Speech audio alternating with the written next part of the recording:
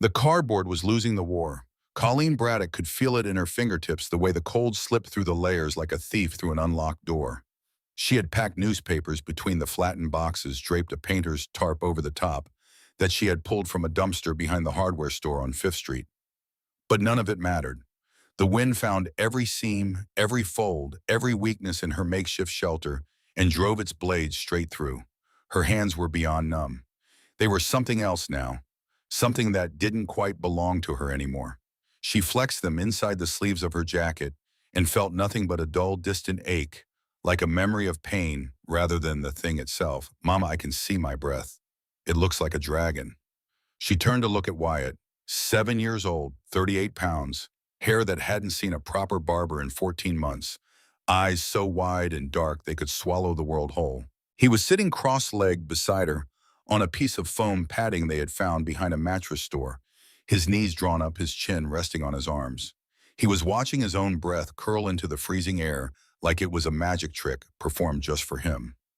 "That's right," baby Colleen said, and the brightness she forced into her voice cost her something she couldn't name. "You're breathing fire tonight."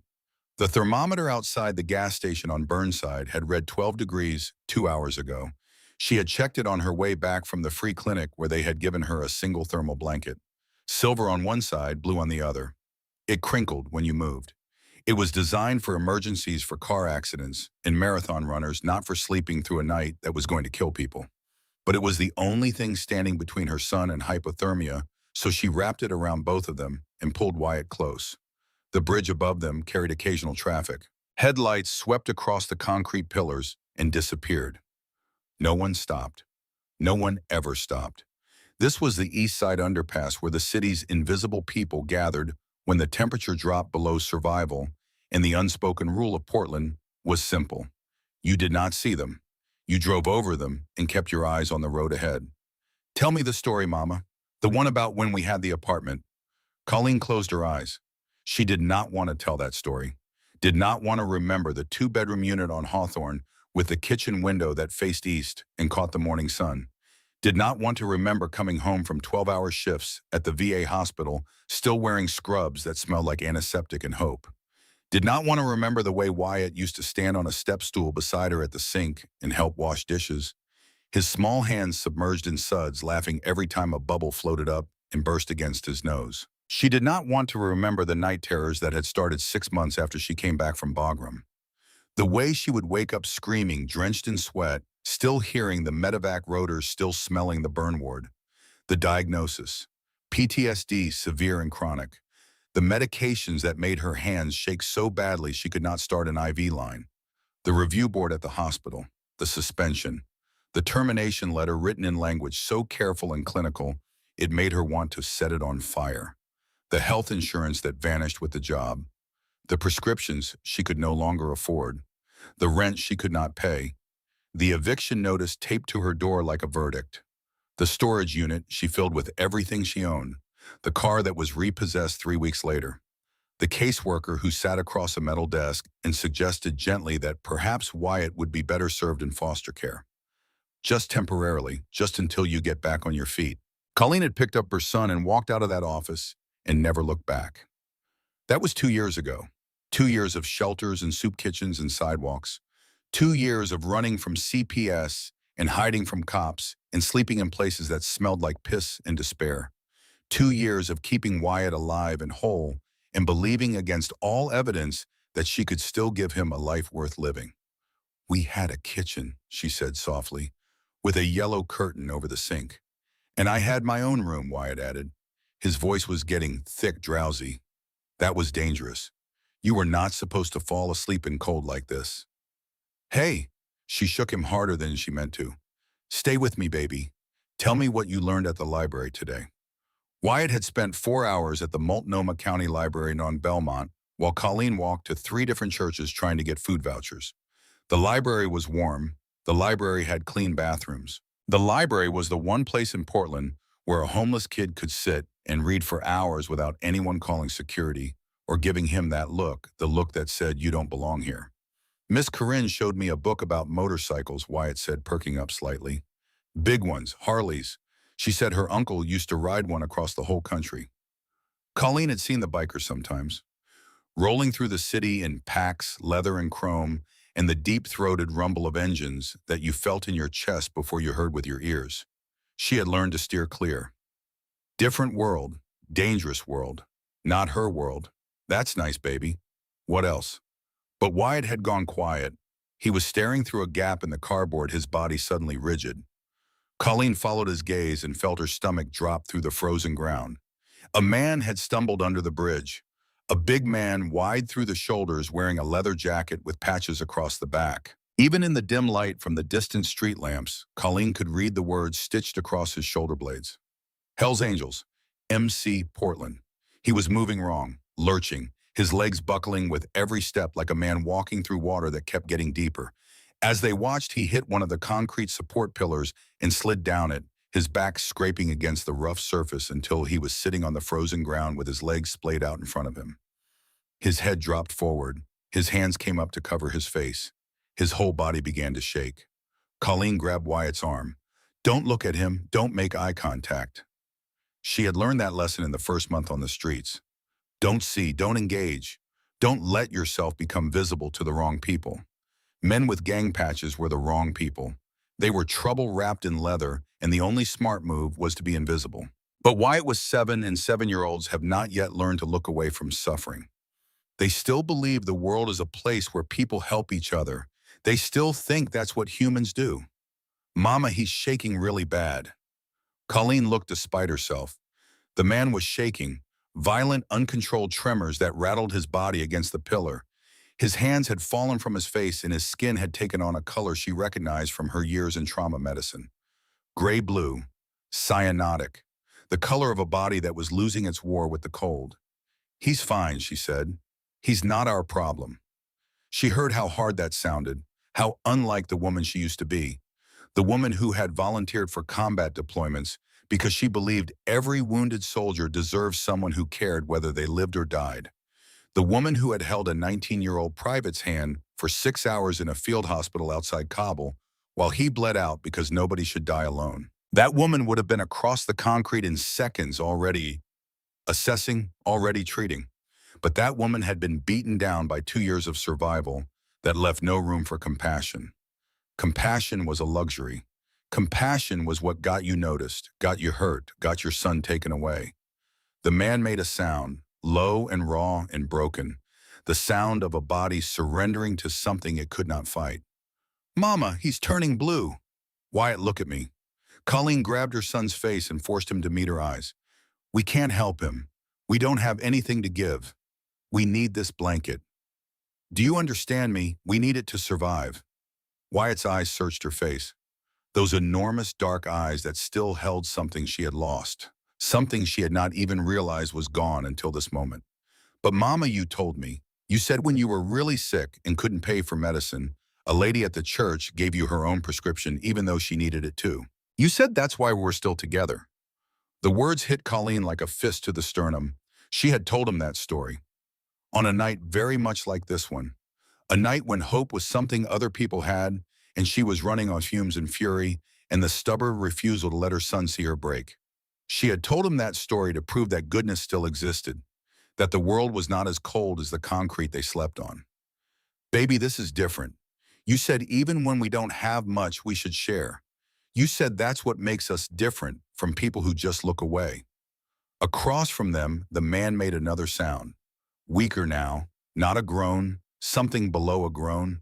The sound of a man who had stopped fighting. Colleen looked at her son, then at the stranger, then at the thin thermal blanket that was the only barrier between her family and the killing cold. She did the math. The gas station on Burnside stayed open all night. They could walk there, stand inside for a few hours, beg the clerk not to kick them out. But if they left their spot under the bridge, it would be taken within minutes. And if the police swept through again, if they had to move without shelter, without protection in 12-degree weather, that was still dropping. Mama, please? Colleen looked at Wyatt and saw her own reflection from 4 years ago. The woman who ran toward gunfire to pull wounded soldiers to safety. The woman who believed that helping people was not a choice but an obligation. The woman she had been before the streets filed her down to something smaller and harder and less human. No, she said. I'm sorry, but no. I have to keep you safe. Wyatt's face did not crumple with tears. He had learned not to cry. Crying on the streets made you a target. Instead, his expression shifted into something worse than tears. Something that looked like the death of faith. Okay, Mama, he whispered. They sat in silence. The wind screamed through the bridge supports. The temperature fell another degree. The man's tremors were slowing, which was worse than the shaking. Slowing meant his body was giving up. Slowing meant the cold was winning. 10 minutes passed. 15. The man's hands lay open at his sides, palms up like a man in prayer or surrender. Then Wyatt spoke, his voice barely audible above the wind. Mama, if that was you over there, would you want someone to help? Colleen's eyes burned. Her throat closed. She could not answer because the answer was obvious and devastating. Would you, Mama? Yes, she whispered. Yes, I would. Then we have to. Baby, we'll freeze. Then we freeze together. Wyatt looked up at her, and in the pale light filtering down from the bridge above, he did not look 7 years old. He looked ancient. He looked like every good thing the world had ever produced compressed into a small body that refused to let the cold make him cruel. You taught me that's what good people do. They help even when it's hard, even when it's scary. The tears came then, hot and sudden against Colleen's frozen skin. Her son, her brave, impossible, beautiful son was right. She had spent 2 years teaching him to survive. And somewhere in all that survival, she had forgotten the thing that made survival worth anything at all. How to remain human. Okay, she said, and her voice shattered on the word. Okay, baby, but I'm coming with you. No, Wyatt was already unwrapping the blanket from around them both. You're sick too, Mama. I can hear it when you breathe. You need to stay warm. I'll be fast. Wyatt Braddock. You listened to me, but he was already moving. The blanket clutched in his small fist, his thin legs carrying him across the concrete toward the dying stranger. Colleen lunged after him, but her body had been sitting in the cold for so long that her muscles seized. She stumbled. By the time she caught herself, Wyatt was already kneeling beside the man. Sir, his voice echoed under the bridge, small and clear and steady. Sir, are you okay? The man did not respond. His eyes were closed. His chest moved in shallow, irregular hitches. The color of his lips had deepened from blue to something closer to purple. Wyatt looked back at his mother. Colleen saw the fear in his face, the sudden terrible understanding that this man might already be gone. But her son did not run. Her brave, foolish, magnificent son unfolded the thermal blanket and draped it over the stranger's shoulders with the careful gentleness of a child tucking in a doll. Here, Wyatt said softly, you need this more than me. The man's eyes opened, blue eyes clouded and confused, struggling to focus. They moved from the blanket to Wyatt's thin jacket to the boy's bare hands already reddening in the cold. Kid, the word came out slurred, thick. What are you, shh? Wyatt said it the way Colleen said it to him when he woke from nightmares. You're really cold. This will help. The man's gaze sharpened. Something behind his eyes caught fire, a dim flame of comprehension fighting through the fog of hypothermia. He looked at the blanket, looked at Wyatt, looked at Colleen standing frozen 10 feet away. Understanding broke across his face like dawn. This is yours, he managed. It's okay, Wyatt said. Me and my mama are tough. We'll be okay. Kid, no. The man tried to push the blanket away, but his hands would not obey him. His fingers opened and closed on nothing. You need this. So do you, Wyatt said. He tucked the blanket around the man's shoulders, patting it firmly the way Colleen always did for him. My name's Wyatt. What's yours? The man stared at him. In his eyes, Colleen saw something she recognized with the force of a physical blow, the expression of a person encountering grace in a place where grace had no business existing. Holt, the man whispered. My name's Holt. Nice to meet you, Holt. Wyatt smiled, that gap-toothed smile that could split a heart clean in half. You're going to be okay now. Then her son stood up, turned around, and walked back to her, leaving the blanket behind, leaving their only shield against a night that was fully capable of killing them both. Colleen grabbed him and held him and did not know whether to scream or weep or fall on her knees and thank whatever God still paid attention to bridges where people went to die. Mama, Wyatt whispered against her shoulder, his small body already starting to tremble without the blanket. We did good, right? Yeah, baby. Colleen's voice was a ruin. Yeah, we did good. From across the concrete, Holt Garrison watched them. Even through his failing body, even through the hypothermia that was shutting down his brain, one synapse at a time, he understood what had just happened. A homeless woman and her child had given away their only protection against a killing night. They had chosen a stranger to live, a stranger in gang colors, a man most people crossed the street to avoid. Hey, his voice came out rough and broken. Hey, kid, come here. Wyatt looked at Colleen. She was shaking her head, pulling him closer. But the boy wriggled free and walked back. Yeah, Holt forced his arms to move, forced his frozen hands to grip the edges of the blanket. He opened it wide. Get in here. But that's for you. I'm twice your size. Body heat works better when you share it. Basic survival. His teeth were chattering so hard the words came out in fragments. Come on, before your mom has a heart attack. Wyatt hesitated, looked back at Colleen. Mama, every instinct she possessed screamed no. Don't let your child near a stranger. Don't let your child near a man with gang patches and scarred knuckles and a reputation built on violence. But the stranger was holding the blanket open with shaking hands, and Wyatt was already turning blue around his lips, and sometimes you had to choose between being careful and being alive. Go on, baby. She heard her own voice as if from a great distance. I'll be right here. Wyatt climbed under the blanket, and Holt wrapped it around the boy's small frame and pulled him close. Colleen watched her son disappear into the stranger's arms and felt every protective nerve in her body ignite. Ma'am, Holt's voice was stronger now, fed by whatever warmth Wyatt's body was generating. You too. Get over here. I'm fine. You're turning blue. Don't make me get up and carry you because I will. And neither of us wants to see how that goes right now. Despite everything, despite the cold and the fear and the absolute insanity of this night, Colleen almost laughed. The man could barely sit upright, and he was threatening to carry her. Come on, Mama, Wyatt's voice from inside the blanket. He's really warm. Her resistance collapsed. She was so cold. So bone deep, blood deep, soul deep cold. And her son was already with this stranger, so what was left to protect? She walked over and sat down, and Holt pulled her under the blanket, and the three of them huddled together against the concrete pillar while the wind howled and the snow began to fall. He was right. Body heat worked better when you shared it. She could already feel warmth seeping back into her hands, her chest, the frozen places behind her ribs where hope used to live. Thank you, she whispered. Thank your kid. Holt's voice was rough with something that went deeper than cold. I was done. Another 10 minutes and they'd have found me in the morning under a sheet. He looked down at Wyatt, who had already burrowed into his side like a small animal seeking warmth. How old are you, son? 7. 7 years old, and you've got more heart than most men I've ridden with for 20 years. You would have done the same thing, Wyatt said. Holt was quiet for a long time. Then he said no. Honestly, I don't think I would have. Not anymore.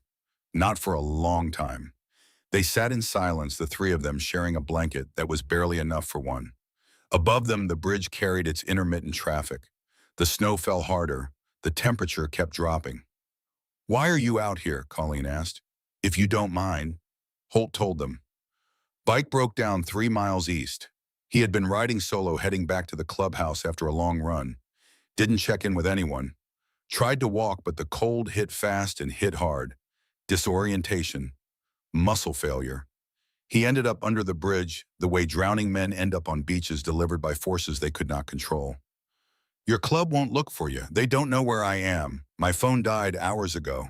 By the time they figure out I'm missing, it'll be morning. His jaw tightened. And morning might have been too late. Not anymore, Wyatt said sleepily. You're going to be okay now.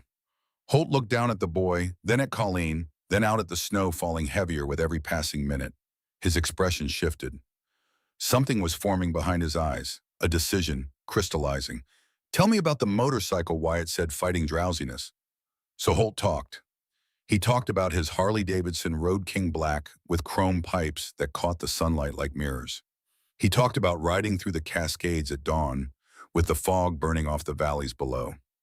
He talked about the brotherhood of the club, the loyalty, the code. He made it sound like freedom, like belonging, like everything Colleen and Wyatt had lost.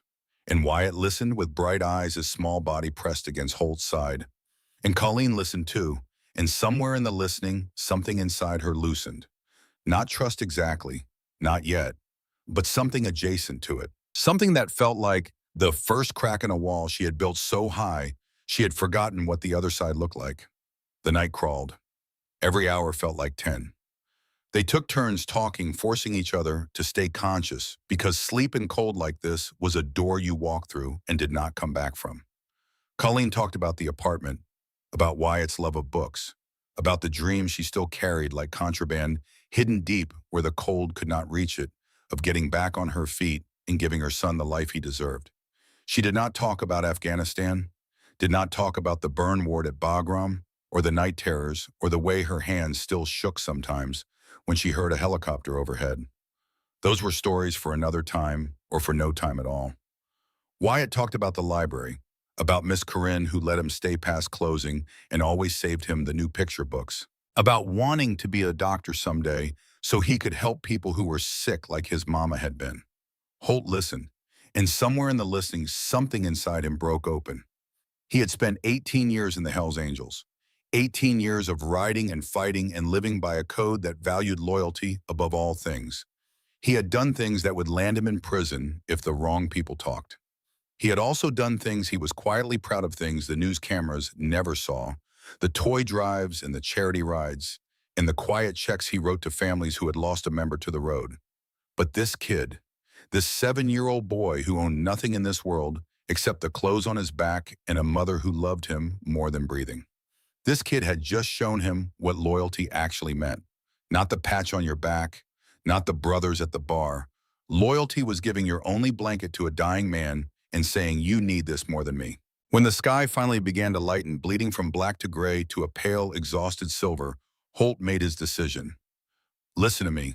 His voice was firm despite the exhaustion that pressed on him like a physical weight. "Both of you," Colleen and Wyatt looked up at him. "I'm going to walk to my clubhouse. It's about a mile from here. And I'm going to come back with food and blankets and whatever else you need. You understand, you don't have to." Colleen started. "Yeah, I do." Holt's eyes were steady and clear. "Your boy saved my life tonight. In my world, that debt is sacred. We don't forget. We don't walk away. We don't need charity." Colleen's voice was tight with the kind of pride that was really just fear wearing a mask. "This isn't charity. This is a debt. And it's the kind of debt a man is honored to carry." Holt looked at Wyatt.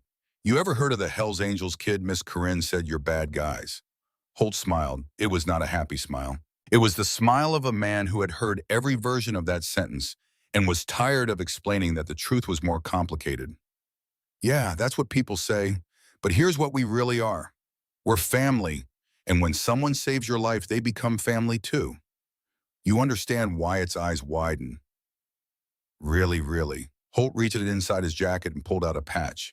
It was worn and creased, the stitching frayed at the edges. It read Prospect across the bottom, and above it was the winged skull that every biker in America recognized. He had earned that patch a long time ago. It meant something. It meant everything. He put it in Wyatt's hands. "Hold on to this for me. It's a promise. I'm coming back. When 3 days, maybe sooner. But I promise you, kid, on everything I am and everything this patch stands for, I am coming back." Colleen wanted to believe him. She wanted it so badly her chest ached with it. But she had heard promises before. Everyone who lived on the streets had heard promises. From caseworkers, from politicians, from the man who had stood at an altar and sworn to love her in sickness and in health, and then walked out the door 6 weeks after her diagnosis. Holt saw the doubt in her face. He did not argue with it. Instead, he took off his leather jacket and wrapped it around Colleen's shoulders. The weight of it was enormous, heavy with patches and years, and the accumulated warmth of a man who had nearly died wearing it. "Call it collateral," he said. "You'll freeze. I'm from the Pacific Northwest. This is nothing." It was a lie. He was already shaking. But he said it with such conviction that Wyatt smiled and Colleen found herself almost believing. Holt stood slowly, testing his legs. They held. Barely, but they held. He handed the blanket back to Colleen and Wyatt. 3 days. I swear." Then he walked out from under the bridge into the dawn, into the snow, into the pale frozen morning. Colleen and Wyatt watched him go until he was just a shape in the distance, then just a shadow, then nothing at all. Wyatt looked down at the patch in his hands. Mama, will he really come back? Colleen pulled her son close, wrapped them both in the blanket and Holt's heavy jacket, and tried to believe. I don't know, baby, but we're going to be okay either way. But as they sat there in the growing light, she realized something had shifted inside her. A door she had sealed shut 2 years ago had opened just a crack, just enough to let something dangerous in. Hope. She hadn't felt it in so long, she almost didn't recognize it. 3 days. That's what he had said. 3 days until they found out whether kindness still counted for something in this world. 3 days until they learned whether Holt Garrison was a man who kept his word. And somewhere across the city, Holt walked through the snow with frozen hands and a furnace in his chest, already planning, already calculating, already building the architecture of a promise he intended to keep if it killed him. He made it 6 blocks before his legs quit. He caught himself against a brick wall, gasping, his breath tearing out of him in ragged white clouds. His hands were numb again. His face felt like it was simultaneously burning and freezing. The thermal shirt he had kept was nothing against this cold. Nothing at all. A car passed. He raised his hand. The car accelerated. He saw the driver's eyes in the side mirror were wide with fear at the sight of a shaking man covered in biker tattoos standing on a sidewalk at dawn. Another car. He stepped into the street. The car swerved around him, horn blaring, and disappeared. Holt fell against the wall again. The clubhouse was still half a mile away. It might as well have been on the other side of the continent. His vision was narrowing, the edges going dark and soft, and the cold was no longer something he felt. It was something he was becoming. He thought about Wyatt, 7 years old, gap-toothed smile, hands that trembled when he gave away the only warm thing he owned. Holt pushed off the wall. His legs did not want to cooperate, but he forced them. 1 step, then another, then 10, then 30. Each one a small war against a body that was shutting down. He fell twice more. The second time he lay on the sidewalk for almost a minute, staring up at the pewter sky, and thought about how easy it would be to close his eyes and let the cold finish what it had started. But there was a patch in a boy's hands and a promise hanging in the frozen air, and Holt Garrison did not break promises. He got up. He walked. He did not stop. The clubhouse door was the most beautiful thing he had ever seen. He hit it with both hands, couldn't turn the handle, kicked it once, twice, and it swung open. The heat inside hit him like a wall of fire, and he collapsed across the threshold. Hands grabbed him. Voices shouted. Someone threw a blanket over him. Someone else pressed a mug of something hot into his frozen hands. Holt. Jesus Christ, where have you been? We've been calling you since midnight. Bike broke down. Holt managed through chattering teeth. Walked. Got caught in the cold. You stupid, reckless son of a... That was Briggs Calloway. Chapter president. 51 years old, built like a man who had spent his life lifting things that did not want to be lifted. Graybeard, shaved head, eyes that could peel paint off a wall. He pushed through the crowd and knelt beside Holt. You could have died. I almost did, Holt said. And then he looked up at Briggs, at the brothers gathering around him, and felt something crack open in his chest that he could not push back down. I need to tell you something. All of you. Right now. 20 minutes later, Holt sat in the main room surrounded by 16 brothers. The space heater at his feet was turned to maximum. He was on his 4th cup of coffee, and his hands were finally working again, though the tips of 3 fingers on his left hand had gone white in a way that worried him. None of that mattered. What mattered was the fire in his chest that was burning hotter with every word. So let me get this straight, Briggs said, slowly leaning forward in his chair. A homeless kid, 7 years old, gave you his only blanket, in 12-degree weather. His and his mother's blanket, Holt corrected. They were both using it. They gave it to me anyway. The room was silent. That kid showed me what this patch is supposed to mean, Holt said, and he doesn't even know what a Hell's Angel is. Briggs studied him for a long moment. Then he stood. What do you need? The relief that washed through Holt was so intense it nearly took him under. Food, blankets, warm clothes, everything we can spare. I told him 3 days. I'm going back tomorrow. Tomorrow, Holt, you can barely stand. Tomorrow, Holt repeated. I gave that kid my word. The room went quiet. In the Hells Angels, your word was the one thing you did not break. Not for comfort, not for convenience, not for anything short of death. Done, Briggs said. Brothers, you heard him. Let's move. Holt, you rest. But Holt shook his head. There's more. He told them about Colleen, about the cough that rattled in her chest like stones in a can, about the way she had tried to stop Wyatt from giving away the blanket because she knew it might kill them both, about the pride in her voice when she said, "We don't need charity," and the fear underneath it. They've got nothing, Holt said, less than nothing, and they still gave me everything they had. So we helped them, Briggs said. It's not enough. Holt looked around the room at the faces of men he had ridden with through storms and fights and funerals. Men who understood loyalty the way most people understood breathing. I want to do more. I want to show that kid the world is worth believing in. I want to ride out there with every brother who'll come and let that boy and his mother know that when you save a Hell's Angel, you get a whole chapter's gratitude. Briggs was quiet for a long time. Then he said, let me make some calls. Before Holt let himself be led to a back room to sleep, he did something he had not done in years. He pulled out his phone, now plugged into a charger, and opened social media. The post was simple. A photo of his jacket, a few lines of text. Last night, a 7-year-old homeless kid saved my life by giving me his only blanket in freezing weather. He had nothing. He gave me everything. If that's not brotherhood, I don't know what is. Going back for him. Anyone who wants to ride with me is welcome. He hit post and was asleep before his head touched the cot. Meanwhile, under the bridge, the war was not over. It was just beginning. Mama, you're really hot. Colleen tried to open her eyes and could not. Her head was packed with cotton and broken glass, and every breath she took sent a blade of pain through her left lung. I'm okay, baby, she whispered, but the words came out wrong, slurred and distant, like she was speaking from inside a box buried underground. You're not okay. Wyatt's hand on her forehead was small and cool. You're burning up. She forced her eyes open. Wyatt's face swam above her tight with a fear that no 7-year-old should know how to wear. Just a fever. It'll pass. But she knew it would not. She had felt it building for days.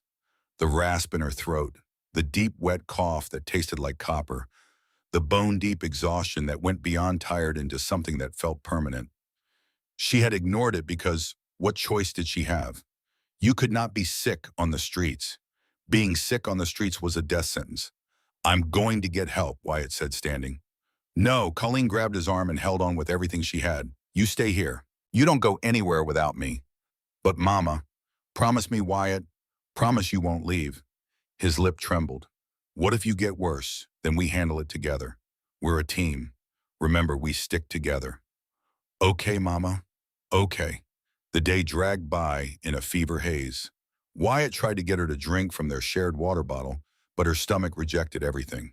He piled Holt's heavy jacket on top of the blanket and pressed himself against her, offering his small body's heat the way his mother had offered it to him 1,000 times before. By nightfall, she was worse, much worse. Her breathing had become something ragged and mechanical, and the cough that racked her body was producing sounds that frightened Wyatt more than any sound he had ever heard. Mama, please, let me get help. Colleen could not answer. The fever had her completely now, pulling her down into a dark place where words did not work, and the line between sleeping and dying was too thin to see. Wyatt made his decision. He tucked the blanket around his mother. He put on Holt's jacket, which hung past his knees, and made him look like a child wearing his father's clothes. He picked up the Hell's Angels patch and held it tight. I'll be back, Mama. I promise. Then he ran.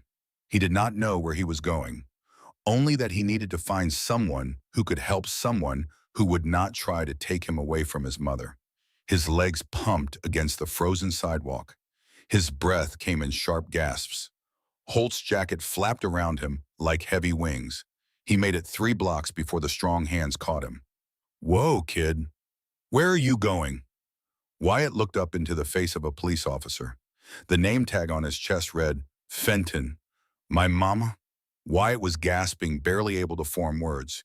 She's sick, really sick, under the bridge. Please, you have to help her. Officer Fenton's expression changed. Something behind his professional calm cracked just for a second. You're homeless. Yes, sir. Please. My mama needs a doctor. Okay. Show me. Wyatt led him back to the bridge, back to the cardboard shelter, back to where Colleen lay burning with a fever that was consuming her from the inside out. Fenton took one look at her and called for an ambulance. The paramedics arrived in 7 minutes. They loaded Colleen onto a stretcher. She was barely conscious, her lips moving, her words dissolving before they could become anything. "Can I go with her?" Wyatt asked. Fenton hesitated. His eyes moved from the port to the ambulance and back. "Kid, I can't let you ride alone. I need to contact Child Protective Services." The words hit Wyatt like a physical blow. "No," he backed away. "No. You can't take me from my mama. It's just temporary. Until she's—" That's what they always say. Wyatt was crying now, hot, desperate tears cutting through the dirt on his face. "Temporary means forever. I know. I've heard the stories. I'm not leaving her." But Wyatt was already gone. He dove away from Fenton's reaching hands and disappeared into the shadows beneath the bridge, with a speed born of 2 years of running from people who wanted to separate him from the only person in the world who loved him. Fenton swore and reached for his radio. "We've got a runner, 7-year-old boy wearing an oversized leather jacket, last seen heading east on Morrison." But Wyatt was small and fast and desperate, and he knew these streets in ways the police did not. He ran until his lungs screamed, until his legs buckled, until he collapsed in an alley 3 blocks away and pressed his face into the leather of Holt's jacket and sobbed. His mama was gone. The police were hunting him. CPS was coming. He had nowhere to go and no one to call, except. He pulled the patch from his pocket and held it in the dim light. The winged skull stared back at him, the word prospect stitched across the bottom in faded gold thread. 3 days. Holt had said 3 days. It had only been 1. But Wyatt did not have 3 days. He did not even have 1. He needed help now. Right now. And the only person in the world who had promised to come back was somewhere across the city that had never cared whether Wyatt Braddock lived or died. He held the patch against his chest and closed his eyes and did the only thing a 7-year-old boy with nothing left could do. He believed. Because 7-year-olds still can. Because 7-year-olds still do. Holt Garrison woke to a sound like the world ending. His phone, on the charger beside the cot, buzzing with a violence that suggested it had been buzzing for a long time. He reached for it, and his fingers screamed. The tips of 3 fingers on his left hand had gone from white to an angry, swollen red. Frostbite. He'd deal with it later. The screen showed 53 notifications. He blinked, tapped the screen. 61, 70. The number climbed as he watched, ticking upward like a counter on a bomb. His post. The one he'd written before collapsing. It had been shared 400 times, then 1,000. Comments poured in faster than he could read them. Portland chapter here. When do we ride? That kid showed more heart than most adults. Count me in.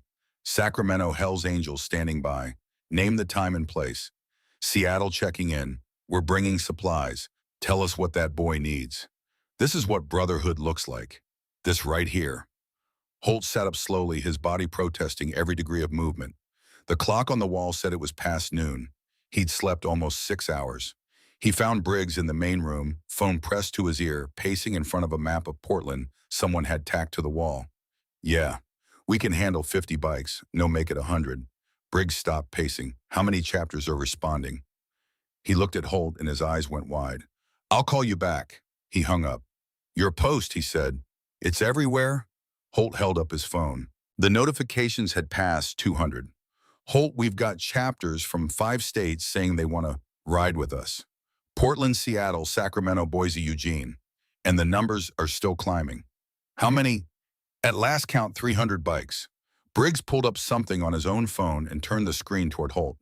"But that's not the part that's going to put you on the floor." It was a response post from a rival MC club. Holt read it twice to make sure he wasn't hallucinating. "Hell's Angels got this one right. Any kid brave enough to save a life in a blizzard deserves everyone's respect. Mongols MC will ride with you. Name the time and place. Rivalry can wait. Brotherhood can't." "The Mongols," Holt said. The word came out hollow. "And the banditos and the outlaws." Briggs' voice was tight with something that might have been awe. "Every major MC in the Pacific Northwest is putting aside decades of bad blood for this. For a 7-year-old kid who gave away his blanket." Holt sat down, The room tilted and then steadied. He thought about Wyatt's face in the darkness, the gap-toothed smile, the quiet voice saying, "You need this more than me." For Wyatt, he said. For Wyatt, Briggs agreed, for what he represents. That kid reminded every one of us what the patch is supposed to mean. So what do we do? Briggs smiled. The smile of a man who had commanded men for 20 years and knew exactly how to turn emotion into action. We give them a show they'll never forget. We ride tomorrow morning. Every bike, every brother, every patch that wants to ride for that boy and his mother. His mother, Colleen. She needs help too, Briggs. She's sick, real sick. Then we help her. We help both of them. We help everyone under that bridge if we have to. That night, the calls came in like a flood. Oregon, Washington, California, Nevada, Idaho. Chapters confirming numbers, coordinating routes, arranging arrival times. By midnight, the count was 500 bikes. By 2 in the morning, 700. By dawn, the number was pushing past 900. Holt stood outside the clubhouse in the cold morning air and watched them arrive. They came from every direction. Chrome glinting in the weak winter sun, engines filling the street with a sound that was less noise than force, something you felt in your bones before you heard it with your ears. Patches from clubs he'd only heard about in stories. Men he'd never met who had ridden through the night because a 7-year-old boy had done something that made them remember who they were supposed to be. Briggs walked up beside him. "You ready for this?" No, Holt admitted. "But we're doing it anyway." 943 bikes confirmed. We roll in 30 minutes. Holt's phone buzzed. A text from an unknown number. "This is Officer Fenton, Portland PD. I responded to a call last night involving a homeless woman named Colleen Braddock and her son Wyatt. The mother was transported to Emmanuel Hospital with severe pneumonia. The boy ran when we attempted to contact CPS. He's out there alone. If you're the Holt he kept talking about, that kid needs you. He has your jacket and won't speak to anyone else. Find him before CPS does or he goes into the system." Holt's blood went cold. He showed the text to Briggs. Briggs read it once, read it again, and his jaw set like a man driving a nail. Change of plans. We split up. Half the crew goes to Emmanuel for the mother. Other half sweeps every alley between Morrison and Belmont until we find that boy. CPS will fight us. Briggs looked at Holt with eyes that had stared down federal prosecutors and rival presidents and men who carried weapons as casually as other people carried wallets. Let them try. That boy is family now. Nobody takes family. The convoy split at the river. 470 bikes turned north toward Emmanuel Hospital. The other 473, with Holt riding point on a borrowed Softail, turned east toward the grid of streets and alleys, where a 7-year-old boy was hiding from a system designed to protect children by destroying families. Holt rode slowly, scanning every doorway, every alley, every shadow between buildings. Behind him, the column of bikes stretched for blocks. They throttled down to a crawl engines, rumbling at idle, a rolling thunder that shook windows and turned heads on every sidewalk. People came out of buildings to stare. Cars pulled over. A woman on a corner dropped her coffee cup and didn't bother to pick it up. They had never seen anything like this. Nearly 500 motorcycles moving in formation through residential streets at dawn, every rider scanning the shadows, every engine a heartbeat in a single massive organism searching for one small boy. They found him in a way Holt had not expected. Wyatt heard them first. The sound reached him in the alley where he'd spent the night, pressed against the dumpster, wrapped in Holt's jacket, the patch clutched in his fist. A deep, rhythmic roar that built and built until the ground beneath him trembled and the air itself seemed to vibrate. He pressed deeper into the alley. The police were looking for him. CPS was looking for him. Anyone who found him would take him away from his mother and put him in one of those places where kids disappeared and stopped being who they were. But the sound was not sirens, not squad cars, not the clinical hum of a government vehicle. This sound was something else entirely, something of law and raw and enormous. Wyatt crept to the alley's mouth and looked out. The street was full of motorcycles, hundreds of them, more than he could count. They stretched from one sidewalk to the other, chrome, catching the morning light exhaust curling in the cold air like the breath of dragons. And on the lead bike, wearing the same leather vest he'd worn the night before, was Holt. Holt was scanning the street, his head moving left and right, his eyes searching, looking for something, for someone, for him. Wyatt stepped out of the alley. He was small against the wall of machines, small and dirty and shaking. He raised his hands above his head. In one fist, he held the patch. Holt saw him. Their eyes met across 30 feet of pavement. Time stopped. The lead bike stopped. Every bike behind it stopped. 943 engines cut to silence. In the sudden quiet, Wyatt's voice carried clear and sharp and desperate across the frozen street. "They took my mama." Holt was off the bike before the words finished leaving the boy's mouth. He crossed the 30 feet in seconds and dropped to his knees on the sidewalk, his hands gripping Wyatt's shoulders. "I know, kid, I know. We're getting her back. The police said foster care over my dead body." Holt pulled Wyatt into a hug so fierce the boy disappeared inside it.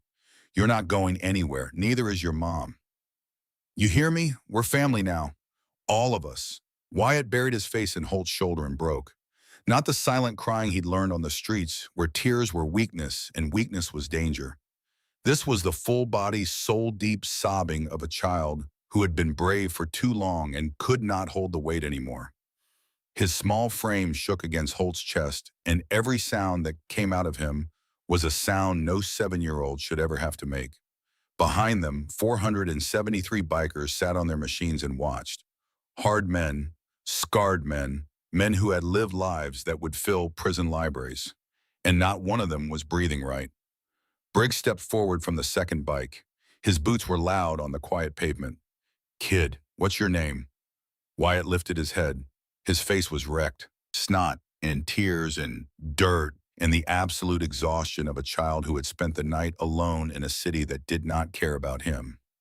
"Wyatt Braddock. Well, Wyatt Braddock, I'm Briggs Calloway. I'm the president of the Portland Hells Angels." Briggs held out his hand, enormous and rough and scarred across every knuckle. "You saved one of my brothers. That makes you one of ours. Understood?" Wyatt took Briggs' hand, his fingers barely wrapped around two of the man's. "Yes, sir." "Good." Briggs looked at Holt. "Let's go get his mother." The convoy reformed, but this time Wyatt rode with Holt. The boy sat in front of him on the borrowed Softail, Holt's arms around him, the engine rumbling beneath them both. They rolled toward Emmanuel Hospital, 473 strong, with a 7-year-old boy at the center of an army he had summoned without knowing it. The hospital had never experienced anything like what arrived at its doors that morning. The other half of the convoy was already there. Bikes lined the parking lot in rows so dense they looked like a chrome field. Bikers filled the lobby. Security had attempted to intervene and had been politely, firmly, overwhelmingly overruled by nearly 500 men who explained with great courtesy and absolute certainty that they were here to help and would not be leaving. Holt walked through the front doors with Wyatt's hand in his, Briggs on his other side. Behind them, a river of leather and patches and the quiet, controlled power of men who knew how to fill a space. They found Colleen's room on the 4th floor. She was asleep, an IV in her arm, an oxygen mask over her face, monitors beeping in the steady mechanical rhythm of a body fighting to stay alive. Wyatt broke free and ran to her bedside. "Mama!" Colleen's eyes opened. They were glassy and unfocused, and for a moment she didn't seem to know where she was. Then she saw Wyatt and her entire face transformed. Relief, disbelief, a joy so raw it looked almost like pain. Then she saw Holt. Then she saw the army of bikers filling the hallway beyond her door, shoulder to shoulder, patch to patch, an unbroken wall of loyalty. "What?" Her voice was barely a whisper. Her eyes moved from face to face, trying to comprehend the incomprehensible. "I promised 3 days," Holt said quietly. "I'm a little early, I can see that." Colleen's gaze traveled the length of the hallway. There was no end to the faces. "Did you bring friends, about 1,000 of them?" "Give or take." Colleen's lips moved. She might have been trying to smile. She might have been trying to speak. What came out was a sound halfway between a laugh and a sob, and it broke something in the room that no one would ever be able to put back together. "I thought I'd never see him again," she whispered. "See," P.S. said, "they were wrong." Briggs interrupted. His voice was gentle, but underneath the gentleness was something made of iron. "Your boy's not going anywhere, neither are you. But I can't pay for this." Colleen gestured weakly at the hospital room. "The IV, the monitors, the bed that was keeping her alive. I can't afford any of it already handled," Holt said. "The brothers are..." covering it. All of it. I don't. Wyatt climbed onto the bed beside his mother, careful of the IV, and pressed himself against her side. Mama, they came. All of them, just like Holt promised. Colleen looked at her son, at Holt, at the sea of faces in the hallway watching, waiting, willing to move mountains if she asked. Why the word came out broken. Because you raised a boy who saved my life, Holt said. Because kindness deserves kindness. Because that's what family does. But we're not your family. Briggs smiled. Yeah, you are. You just didn't know it yet. A hospital administrator appeared at the door. She was a tall woman with a clipboard and the expression of someone who had walked into a situation her training had not prepared her for. I'm sorry, but you can't all be here. This is a hospital. You're disrupting. We'll leave, Briggs said pleasantly. As soon as Mrs. Braddock's medical bills are settled and we have confirmation that no one is attempting to separate her from her son. That's not how sure it is. Briggs's smile remained. His eyes did not. Because we've got lawyers, we've got press, and we've got about 1,000 witnesses who'll testify that this woman and her boy need to stay together.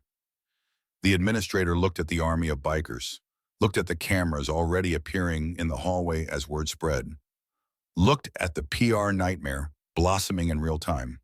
I'll see what I can do, she said, and retreated. She returned 40 minutes later with a senior administrator and a stack of papers. Mrs. Braddock, your medical expenses have been covered by an anonymous donor. Additionally, we've been informed by multiple social workers that there is no basis for separating you from your son. Colleen stared. Anonymous donor, she repeated. The administrator glanced at Briggs. Very anonymous. But before the relief could settle, before Colleen could begin to process the impossible generosity that had descended on her like a storm, the door opened again. A woman in a gray suit stepped in. She was young, serious, and held a folder with the embossed seal of Multnomah County. Mrs. Braddock, I'm Rebecca Sutter, Child Welfare Division. I need to speak with you about Wyatt's custody status. The hallway went still. Every biker turned. The silence had teeth. CPS filed an emergency petition this morning, Rebecca continued. There's a hearing scheduled for tomorrow. The state is seeking temporary custody of Wyatt pending evaluation of your living situation. Colleen's hand found Wyatt's and held on like the boy was the only solid thing in a world made of water. No, she said. The word came out small but certain. No one is taking my son. Mrs. Braddock, I understand your concern, but the state has documented that Wyatt has been living without shelter for nearly 2 years. There are reports of what Holt's voice was sharp enough to cut. Rebecca opened her folder. Medical neglect. Mrs. Braddock, there's a record from 14 months ago. Wyatt was brought to an emergency room with a laceration on his arm. The attending physician noted signs of malnutrition and environmental exposure. A report was filed. You never returned for the follow-up appointment. The room went silent. Colleen closed her eyes. I didn't return because the follow-up would have triggered a CPS investigation. I treated the cut myself. It healed fine. She opened her eyes and they were burning. I am a registered nurse. I served in military field hospitals. I am more than qualified to treat a laceration. But I knew that if I brought him back, you would take him. So I stayed away. I stayed away to keep my son. Rebecca's expression flickered. Something complicated moved behind her professional composure. Mrs. Braddock, I'm not here to judge your decisions. I'm here because there's a court hearing in 18 hours and the state has a case. Then we'll be ready, Briggs said. He stepped forward and the room seemed to contract around him. Ms. Sutter, I want to be clear about something. That boy saved the life of one of my brothers. In our world, that creates a bond that doesn't break. We intend to provide everything Mrs. Braddock needs to satisfy any court. Housing, employment, education for Wyatt. A support system that would make the state of Oregon weep with envy. Rebecca looked at Briggs, looked at the hallway full of bikers, looked at Colleen, who was sick and scared and holding her son like a woman holding a lifeline. You have 18 hours, Rebecca said quietly. I'll do what I can in my report. But the judge will need proof, not promises. Housing documents, employment offers, school enrollment, character references, everything. Then that's what she'll get. Briggs pulled out his phone and began making calls before Rebecca had finished closing her folder. First call. Jake, I need Catherine Mercer at the courthouse by 7 tomorrow morning. Tell her it's emergency custody. Money is not an issue. Second call, Sheila, it's Briggs Calloway. I need transitional housing for a mother and child. Starting today, not temporary.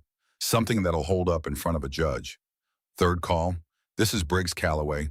I need to speak to whoever handles enrollment at Roosevelt Elementary. I've got a 7-year-old who needs to start school immediately. Fourth call, fifth, sixth. Each conversation was short, direct, and ended with someone promising to help.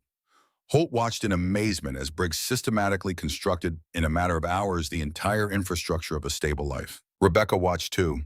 Her professional mask slipped just enough to show something underneath it. Something that looked, against all odds, like hope. I'll note the support network in my report, she said. And Mrs. Braddock, for what it's worth, I'll recommend against removal. But the judge makes the final call. After Rebecca left, Colleen broke. Not quietly, not with dignity.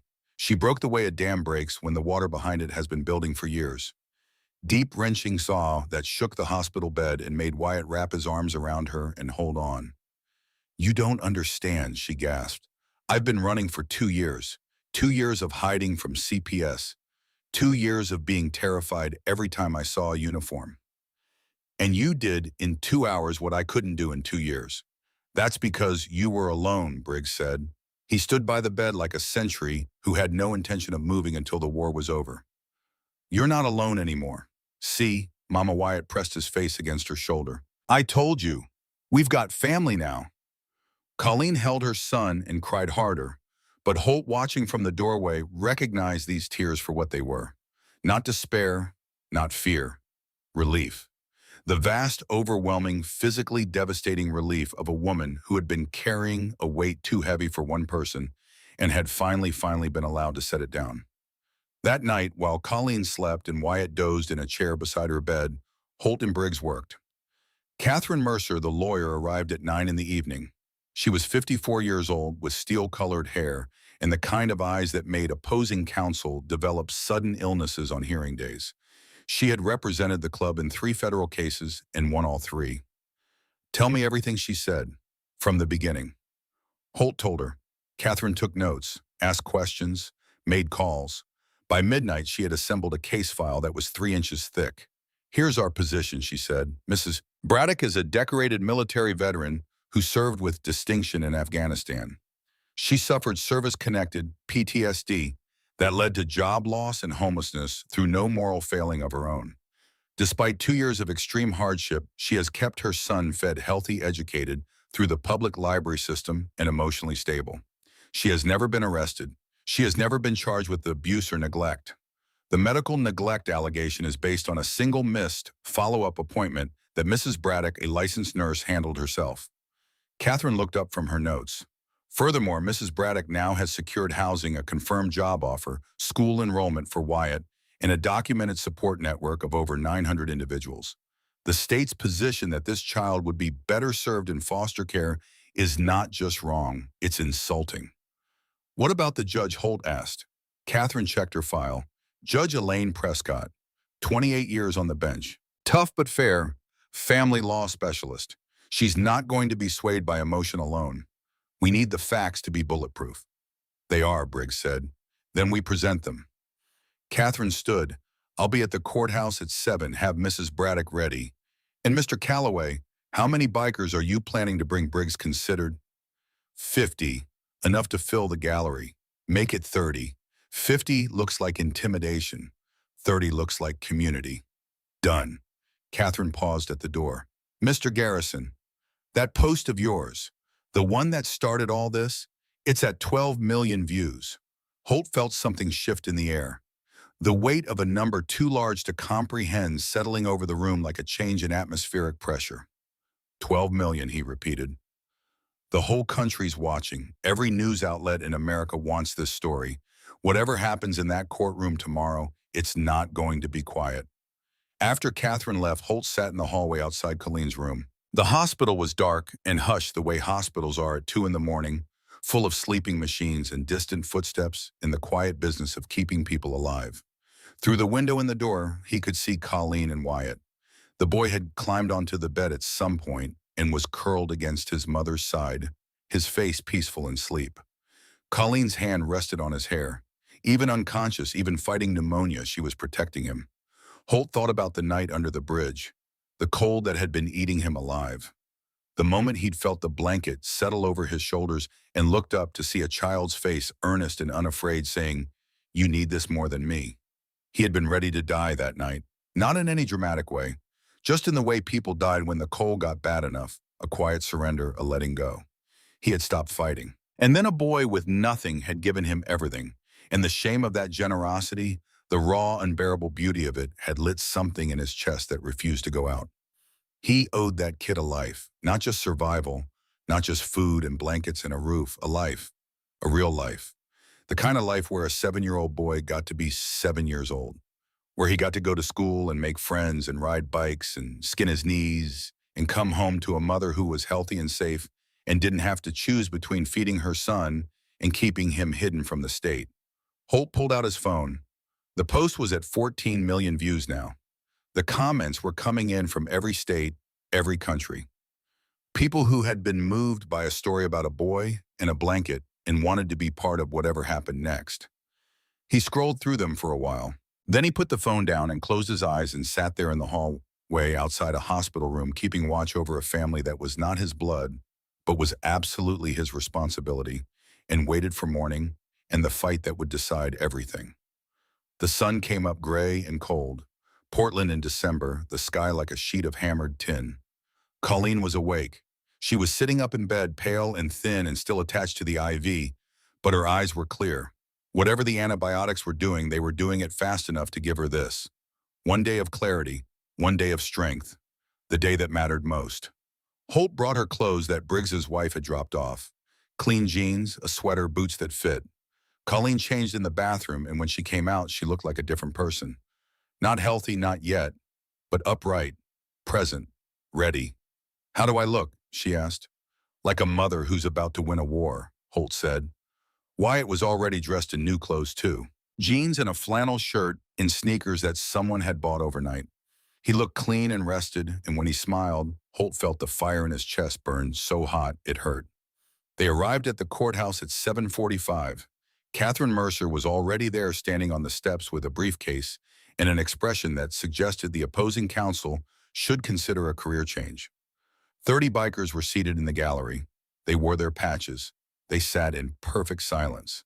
Their presence was not a threat. It was a testament. 30 men who had ridden through the night to sit in a courtroom for a child who was not theirs. If that wasn't community, nothing was. The CPS attorney stood first. He was a thin man with careful hair and a voice calibrated to convey institutional concern. "Your Honor, the state's position is straightforward. Mrs. Braddock has been living unsheltered with her minor child for approximately 2 years. During this period, she has had no stable housing, no employment, no documented support system, and at least one instance of documented medical neglect. While the state acknowledges the recent generosity displayed by various individuals, we question the sustainability of these arrangements. We respectfully request temporary foster placement while Mrs. Braddock demonstrates sustained stability." Catherine rose. "Your Honor, may I present evidence of Mrs. Braddock's current circumstances?" She laid it out, document by document, piece by piece. A signed lease for a 2-bedroom apartment, 6 months prepaid. A job offer from a medical staffing company willing to accommodate Colleen's health needs. Letters of support from 53 individuals, including business owners, educators, veterans organizations, and members of the Hells Angels. MC school enrollment forms for Roosevelt Elementary, already approved. Medical records showing Colleen's treatment history and prognosis. Mrs. Braddock now has stable housing, imminent employment, a documented support network of over 900 individuals, and a school placement for Wyatt, Catherine said. "This is not a gesture. This is a community that has organized itself in less than 48 hours to ensure this family stays together. The state's claim that foster care would better serve this child is not supported by any evidence before this court." The judge, Elaine Prescott, studied the documents. She was in her late 60s with silver hair, cut short, and reading glasses perched on the end of her nose. Her face gave nothing away. 28 years on the bench had taught her to listen before reacting. "Mrs. Braddock," she said, "can you stand Colleen Rose?" Holt moved to support her, but she steadied herself against the table and stood on her own. Tell me in your own words why you were living on the streets with your son. Colleen took a breath. I served as a combat nurse in Afghanistan, Your Honor. Two deployments. When I came home, the nightmares came with me. I was diagnosed with severe PTSD. I lost my ability to work. I lost my insurance. I lost my apartment. I tried to get help through the VA, through social services, through every system that's supposed to catch people like me. I fell through every crack. She paused. So I did what I had to do to keep my son. I kept him fed. I kept him clean. I made sure he got to the library every day to read and learn. I taught him that our circumstances didn't define us. I taught him that even when you have nothing, you still have the choice to be kind. Her voice broke. And then he was kind. He was kinder than I had the courage to be. He gave our blanket to a stranger because I taught him that was the right thing to do. And now I'm standing in a courtroom being told that the way I raised my son wasn't good enough. The gallery was silent. 30 bikers sat motionless. The CPS attorney studied his notes. Judge Prescott turned to Wyatt. Young man, do you understand what's happening here today? Wyatt stood. He was small behind the table, barely visible above the wood. Yes, ma'am. They want to take me away from my mama. And how do you feel about that? Scared Wyatt said. But also mad. My mama's the best person I know. She's always helping people, even when we don't have anything. She taught me everything. She kept me safe for 2 years when nobody else would. He looked directly at the judge. If I can help someone who's dying, even when it might kill me, then my mama must have done something right. Isn't that what matters? The courtroom held its breath. Judge Prescott removed her glasses.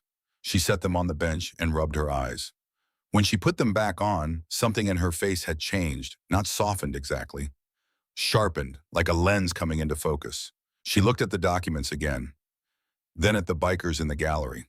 Then at Colleen standing on shaking legs, refusing to sit down. Mrs. Braddock, the judge, said slowly, have we met before? The question landed in the room like a stone in still water. Colleen looked at the judge, really looked at her, and something shifted behind her eyes. A recognition rising from deep memory, surfacing through the fog of years and illness and survival.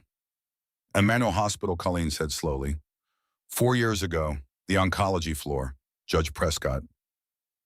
Nodded, my husband, the judge said. Arthur Prescott, stage 4 pancreatic cancer. He was admitted for his final days. The hospital was short-staffed that weekend. Most of the nursing team had gone home. But there was one nurse who stayed. She sat with my husband through his last night. She held his hand. She talked to him when he was too far gone to answer. She made sure he didn't die alone. The judge's voice had gone quiet, the kind of quiet that fills a room more completely than any shout. That nurse was you, Mrs. Braddock. Colleen's hand found the edge of the table. She gripped it hard enough to turn her knuckles white. I remember, she whispered. I remember him. He told me about his grandchildren. He showed me pictures. You stayed with him for 9 hours, Judge Prescott said. Your shift ended at 11. You stayed until morning. The hospital didn't pay you for those hours. I found out later. I tried to find you to thank you.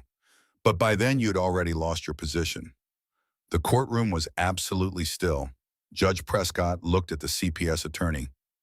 Counselor, this court has heard enough. She turned back to Colleen. Mrs. Braddock, the state's petition for emergency custody is denied. Wyatt remains with you. Your documented housing, employment, and support systems satisfy every standard this court requires. I am ordering quarterly check-ins for the next 12 months to ensure continued stability, but I want to be clear about something. She leaned forward. This boy saved a man's life because you taught him that compassion matters more than comfort. That is not neglect.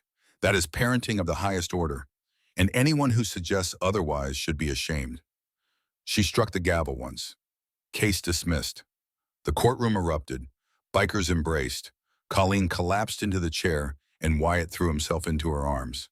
Catherine Mercer closed her briefcase with the satisfied click of a woman who had never doubted the outcome. Holt stood back. He watched Colleen hold her son and rock him and weep into his hair, and he felt something settle inside his chest. Not the fire that had been burning since that night under the bridge. Something quieter. Something that felt like a debt beginning to be repaid. Briggs appeared beside him. You did good, brother. We all did. No, Briggs shook his head. That kid did good, and his mother did good before him. We just showed up, he paused. But sometimes showing up is the whole game. Outside the courthouse, the press was waiting. Cameras, microphones, the machinery of a story that had outgrown its origins and become something larger than any of them could control. But this time Briggs let Colleen speak. She stood on the courthouse steps, still weak, still pale. Holt on one side, Wyatt holding her hand on the other. Behind them, 30 bikers in full patches stood in a silent line. I want to thank everyone who helped us, Colleen said. Her voice was barely above a whisper, but the microphones caught every word, and the silence of the crowd carried them further. 2 days ago, I thought I'd lost everything. I thought they'd take my son. I thought the world had used us up and thrown us away. But then these men that people call dangerous and criminal and worse, they showed me what family actually means. They showed me that kindness isn't dead, that promises still matter. She looked at Holt. Thank you for coming back. Thank you for raising a kid worth coming back for, Holt said. Wyatt tugged on his mother's sleeve. Can I say something? Holt lifted him up so the cameras could find him. A 7-year-old boy in new clothes with an old soul and a gap-toothed smile that was about to be seen by every person in the country. If you see someone who needs help, Wyatt said, his voice small but steady, you should help them. Even if it's hard, even if you're scared, because that's what makes us good. That's what my mama taught me. Someone started clapping, then someone else, then the whole crowd. The sound rose and swelled and rolled down the street like the thunder of 900 motorcycles, and Wyatt buried his face in Holt's shoulder, overwhelmed. But he was smiling. They both were. The apartment was on the 3rd floor of a converted brick building in southeast Portland. 2 bedrooms, a kitchen with a window that faced west, a living room with hardwood floors and actual curtains. It was furnished with donations from a dozen different sources, none of it matching all of it clean and solid and real. Colleen stood at the front door with the key in her hand and could not make herself turn it. Mama. Wyatt tugged her sleeve. Aren't we going in? I'm scared, she whispered. Holt, who had driven them there in a borrowed truck with half a dozen brothers following behind, carrying furniture, put his hand on her shoulder. Scared of what? That this isn't real. That I'll wake up under the bridge. That someone will come and tell me there's been a mistake and take it all back. Colleen, look at me. She looked. His eyes were steady and blue and held no uncertainty at all. The lease has your name on it. Rent's paid for 6 months. No one is taking this away. You earned this. I didn't earn anything. I've been homeless for 2 years. You kept your son alive and kind in a world that tried to break you both. You taught him to help people when he had nothing to give. If that's not earning it, there is no such thing. Colleen turned the key. The door opened onto a space that smelled like fresh paint and lemon cleaner and possibility. Wyatt was through it before she could take a breath. Mama, look, I have my own room. His voice echoed off the hardwood. The sound of joy in an empty space filling it up, making it a home just by being there. Colleen walked through, slowly touching things. The kitchen counter, the refrigerator that hummed, the faucet that produced hot water when she turned the left handle, the table with 4 chairs, the couch that was not torn or stained, the window that let in afternoon light that fell across the floor in golden rectangles. These were ordinary things, the ordinary infrastructure of ordinary life, and they were the most extraordinary things she had ever seen. The brothers brought in the furniture, a bed frame for Colleen, a smaller one for Wyatt, dressers and lamps and kitchen supplies. A man called Moose, who stood 6'5" and weighed 300 pounds, and had a gray beard that reached his chest, arrived with more bags of groceries than 2 people could eat in a month. Real food, Moose said, not shelter food. You need to get your strength back. A woman Holt introduced as his sister, Elena, brought cleaning supplies and towels. Welcome to the neighborhood. If you need anything, I'm 2 blocks over. Here's my number. By evening, the apartment looked like people lived in it. The brothers left one by one, each of them stopping to shake Colleen's hand or hug Wyatt or leave behind small gifts. A set of books, a flashlight, a soccer ball, a small leather jacket, child-sized with no patches, brought by a woman named Diane who ran a youth center downtown. I thought he might want his own, Diane said. So he doesn't have to borrow Holt's anymore. Wyatt put on the jacket. It fit perfectly. He turned in a circle, grinning so wide his face might split. "I look like you," he said to Holt. "Yeah, you do," Holt said. His throat was tight. When everyone finally left, Colleen and Wyatt stood alone in their new home. The silence was different from the silence under the bridge. That silence had been the absence of safety. This silence was the presence of peace. "Is this really ours?" Wyatt asked. "Yeah, baby, this is really ours." That night, Wyatt slept in an actual bed for the first time in 2 years. Colleen checked on him 3 times before midnight, standing in his doorway watching his chest rise and fall, listening to the soft sound of a child breathing in safety. She called Holt at 1 in the morning. "I'm sorry to bother you. You're not bothering me. Nothing's wrong. That's the problem. I keep waiting for something to go wrong." Holt's voice came through the phone, gentle and serious. "You've been in survival mode so long, you forgot what living feels like. That's normal. It's going to take time. What if I mess this up, then you try again? And you've got 1,000 people ready to catch you when you stumble, including me. Why are you doing this?" Really, Holt was quiet for a long time. "Because 20 years ago, I was in the worst place a man can be. My younger brother had just been killed. Motorcycle accident. He was 23. I was in a bar parking lot with a loaded weapon and nothing left that I cared about. An old man I'd never met walked out of that bar, looked at me, and sat down on the curb beside me. He didn't say much, just stayed there. Talked about the weather, talked about his dog, stayed until the thing inside me that wanted to end it got quieter than the thing that wanted to live. He saved my life that night. I never got his name, never saw him again. When Wyatt put that blanket on my shoulders, I saw that old man. I saw the chance to give back what was given to me. Does that make sense?" "Yeah," Colleen whispered. "It makes all the sense in the world. Get some sleep. Tomorrow's the first day of everything." The next morning, Wyatt started school. Roosevelt Elementary, 3 blocks from the apartment. Holt arrived at 7 to walk with them. Wyatt wore new clothes and carried a backpack full of supplies and looked like any other 7-year-old heading to school, except for the way his eyes kept checking the street for police cars and his mother's face for signs of illness. "What if the other kids don't like me?" "They'll like you," Colleen said. "What if they find out I was homeless?" Holt knelt down. "Then they find out. You survived something most adults couldn't handle. That's not something to hide. That's something to be proud of." The principal, Mrs. Pemberton, met them at the front door. She was a small woman with kind eyes and a handshake that could crack walnuts. "You must be Wyatt. We've been expecting you." Wyatt looked back at his mother once. Colleen nodded. He squared his shoulders and walked through the door, and Colleen watched him go and did not fall apart until he was out of sight. "He gets to be a kid," she said. "He gets to just be 7. Holt drove her to the medical staffing company where she would start work. The manager, a woman named Gail, greeted her with practical warmth and a stack of training materials. "Part-time hours until you're recovered. Health insurance after 30 days. If you need flexibility for Wyatt, we'll work it out." Colleen sat at a desk for the first time in 2 years and felt the muscle memory of professional life returning in slow waves. She could do this. She had done this before. The skills were still there, buried under 2 years of survival, but intact. At lunch, she called the school. Mrs. Pemberton reported that Wyatt was making friends, participating in class, smiling. Colleen hung up and cried in the bathroom for 5 minutes. Then she washed her face and went back to work. The weeks that followed had the quality of a dream that refused to end. Wyatt thrived at school. Within a week, he had friends. Within 2, he was invited to a birthday party. Colleen bought a gift, and when he came home with frosting on his face and stories about video games and soccer, she felt something inside her chest that had been clenched for 2 years finally slowly begin to release. She worked. She cooked meals. She walked Wyatt to school and picked him up. She attended follow-up appointments at the VA, where a new doctor adjusted her medication and told her the PTSD would never fully go away but could be managed.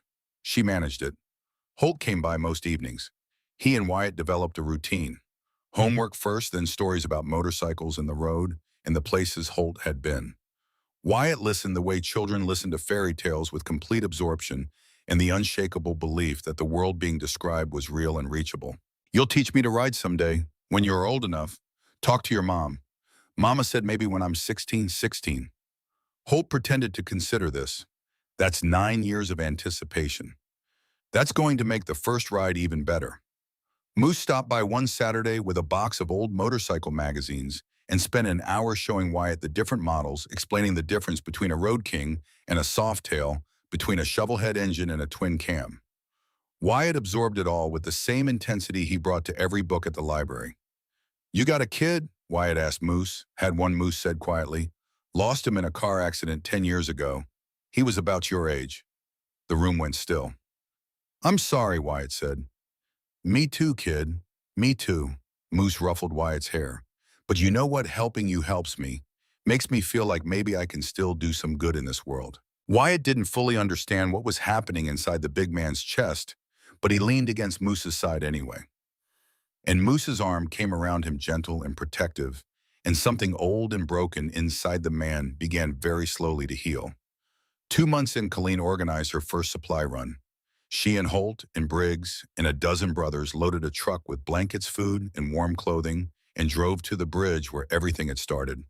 The people there remembered her. Some had seen the news coverage. A few were happy for her, sure. Others were bitter. "Must be nice," a man said, "getting rescued by an army. Rest of us just get to freeze." Colleen met his eyes without flinching. "You're right, I got lucky. But luck didn't find me while I was sitting still. It found me because my son helped someone. Because he chose to be kind when kindness made no sense at all. You want that kind of luck? Start by looking at the person next to you and asking what they need." She distributed supplies until the truck was empty. Some people thanked her. Some walked away. But a few looked at her with something she recognized because she had worn it on her own face not long ago. The dangerous, fragile, almost dead thing called hope. A woman with 2 small children approached. Her name was Noelle. She was shaking, and her children were thin and dirty and silent in the way that street children learn to be silent. "Is it true?" Noelle asked. "What they said on the news, your boy really gave his blanket to a stranger?" "Every word." How do you teach a kid to do that when the world is this hard?" "You don't teach it," Colleen said. "You live it. You show them what kindness looks like even when you're breaking. They learn from watching you." "CPS is looking for me. I'm going to lose my kids." Colleen took her hand. "I know a social worker named Rebecca Sutter. She helped me. She'll help you. But you have to let her. You have to stop running. I know how hard that is. I ran for 2 years. But running doesn't save your kids. It just delays the day someone catches you." Noelle looked at the phone number Colleen wrote on a scrap of paper. Her hands were shaking. "What if it doesn't work? Then we try something else. But giving up is not an option. Not when you have children counting on you." Within 3 weeks, Rebecca had Noelle and her children in transitional housing. Within 2 months, Noelle had a mom and her own apartment. She called Colleen crying so hard she could barely speak. "You saved my life," Noelle said. "No, you saved your own life. I just showed you the door. You walk through it." Colleen watched the ripple spread and felt something inside her shift. Not just gratitude anymore. Purpose. She had been given a second chance, and the only way to honor it was to offer that same chance to others. Every Saturday she went back, sometimes with Holt and the brothers, sometimes alone. She brought supplies and information, and more than anything, the proof that escape was possible. She was the living evidence that the bridge was not the end of the story, that there was an after. As they drove home from one of those Saturday runs, Holt glanced at her. "You okay? I was thinking about that night. When Wyatt gave you the blanket, I told him no. I tried to stop him. You were protecting your son. I was protecting myself from my own humanity." Colleen looked at him. "Wyatt was braver than me. He still is. He reminds me every day that being poor doesn't mean being small, that having nothing doesn't mean being nothing. He learned that from you." "Maybe. But he taught it back to me when I'd forgotten." That's the thing about kids. They listen to your words more carefully than you do. And when you forget what you said, they remind you. That night, Colleen tucked Wyatt into bed in his room in their apartment in their home. "Mama, am I still going to see Holt?" "Of course." "Why? Because we're not homeless anymore. Maybe he doesn't need to check on us. Baby Holt isn't here because we need him. He's here because we're family. That doesn't change just because we have walls and a roof now. Family doesn't depend on circumstances. Family is who shows up. And Holt shows up every time. Promise, promise." 3 months after the courthouse victory, a letter arrived from the city. The mayor wanted to meet Colleen and Wyatt. A community service recognition. Something about honoring their contribution to homeless outreach. This feels wrong, Colleen told Holt. We didn't do anything special. You did everything special. You showed people that one person, one family, can change the way an entire city thinks about its most vulnerable people. That's worth recognizing. The ceremony was modest but meaningful. The mayor presented Wyatt with a citizenship certificate and Colleen with a community service or award. But the real moment came at the end when the mayor stepped to the microphone and announced something that made Colleen grip Holt's arm hard enough to leave marks. Inspired by the Braddock family's work, the city is launching a new initiative in partnership with local motorcycle clubs and community organizations. We're establishing quarterly supply drives and permanent outreach stations across the city. We're calling it the Blanket Initiative, because sometimes one blanket is all it takes to save a life. Colleen looked at Holt, who was grinning. Did you know about this? Briggs may have had some conversations with people at City Hall, but the program that's based on what you've been doing every Saturday for 3 months. This is yours, Colleen. You built this. Wyatt built it. You both did. And now it's bigger than either of you. 6 months after the courthouse victory, Colleen stood at a podium in front of the Portland City Council. She had not expected to be here. She had not expected any of this. But a phone call had come 3 weeks earlier from a man named Alderman Duff Kessler, who had seen the media coverage and wanted to talk about partnering with the Blanket Initiative for his re-election campaign. He wanted photo opportunities. He wanted his name attached to Colleen's work. And when Colleen politely declined, he made his position clear. Either we work together, Mrs. Braddock, or I redirect the city's outreach funding to programs that are willing to cooperate. Your little blanket drives are operating on public land. It would be a shame if the permits became difficult to obtain. Colleen had spent 2 years running from CPS, running from the system, running from every authority that had the power to take something from her. Running was what she knew. Running was safe. But she looked at Wyatt across the dinner table that evening, 8 years old now, and doing his homework with the focused intensity of a child who knew exactly how precious an education was, and she made a decision. She was done running. The city council chambers were full. Briggs had spread the word. 50 bikers sat in the public gallery. News cameras lined the back wall. Rebecca Sutter was there. Catherine Mercer was there. Noelle was there with her 2 children clean and healthy and enrolled in school. Mrs. Braddock, the council chair, said, "You have 5 minutes." Colleen gripped the podium. Her hands were shaking. The old fear was there, the fear of being seen, of being noticed, of standing still long enough for the system to target her. But underneath the fear was something stronger, something that had been growing since the night Wyatt gave away their blanket. 6 months ago, she said, my son and I were living under a bridge. We had nothing. And my 7-year-old boy gave our only blanket to a dying man because I taught him that helping people matters more than protecting yourself. She looked directly at Kessler, who was seated at the far end of the council table. The Blanket Initiative was born from that act. Every Saturday, volunteers distribute supplies and connect homeless individuals with services. We've helped over 100 people in 6 months. 32 have found housing. 19 have found employment. We've done this with no city funding, no political backing, no agenda except the belief that people in crisis deserve to be treated like human beings. She paused. I'm here today because I've been told that if I don't attach the initiative to a political campaign, our access to public land will be restricted and our permits will be denied. I've been told to choose between my principles and my program. The chamber went quiet. Kessler's face went very still. I'm not here to make that choice, Colleen continued. I'm here to tell you that the Blanket Initiative doesn't belong to any politician. It doesn't belong to me either. It belongs to every volunteer who shows up every Saturday. It belongs to every person who's ever been cold and scared and alone and had someone hand them a blanket and say, you matter. She straightened. Her hands had stopped shaking. I've spent most of my adult life being afraid of people with power. Afraid they'd take my son. Afraid they'd take my home. Afraid they'd take the small, fragile life I've built from nothing. But I'm not afraid anymore. Because I've learned something in the last 6 months that I should have learned a long time ago. Her voice steadied. The people with the most power in this room are not the ones sitting behind that table. They're the ones sitting in those chairs. She gestured at the gallery. The bikers and the volunteers and the mothers and the formerly homeless people who showed up because they believe that helping each other is not a political strategy. It's a human obligation. She looked at Kessler one final time. You can restrict our permits. You can redirect our funding. You can make our work as difficult as you want.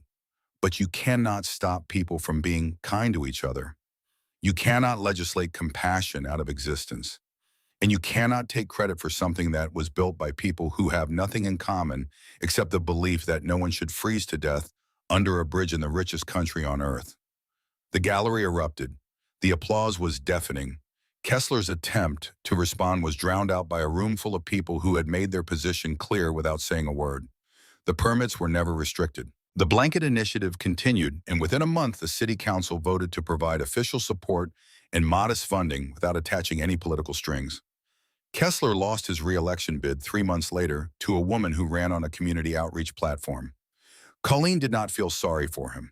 She walked out of those chambers and found Holt waiting on the steps. "How'd it go?" he asked. "I stopped running," she said. He pulled her close and held her and said nothing because nothing needed to be said. 1 year, 365 days since the night under the bridge. Colleen marked the anniversary the way she marked every morning now, by waking up in her own bed in her own home and listening to her son breathing safely in the next room. Wyatt burst in at 6:30 already dressed. "Mama, come on, the anniversary event. Everyone's meeting at the bridge."